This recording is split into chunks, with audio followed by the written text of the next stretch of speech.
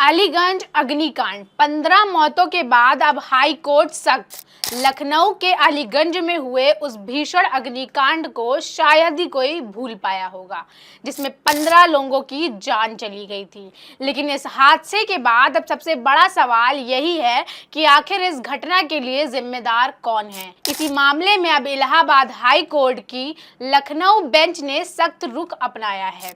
सुनवाई के दौरान कोर्ट ने अधिकारियों की तरफ से दिए गए जवाब पर नाराजगी जताई और साफ कहा गोलमाल जवाब स्वीकार नहीं किए जाएंगे। कोर्ट ने प्रदेश सरकार और संबंधित अधिकारियों के मामले में विस्तृत जवाबी हल्फनामा दाखिल करने का निर्देश दिया है। दरअसल 22 जून को लखनऊ के अलीगंज इलाके में एक कोचिंग सेंटर में भीषण आग लगी थी। इसके बाद ही बिल्डिंग की सुरक्षा व्यवस्था, फायर सेफ्टी और अधिकारियों की जिम्मेदारी को लेकर सवाल उठा रहे हैं। अब हाईकोर्ट की सख्ती के बाद सवाल और बड़ा हो गया है, आखिर जिस बिल्डिंग में इतने सारे छात्र मौजूद थे वहां फायर सेफ्टी के इंतजाम कैसे थे? क्या नियमों का पालन हुआ था? और अगर नियमों का पालन नहीं हुआ था तो इसकी जिम्मेदारी किसकी थी?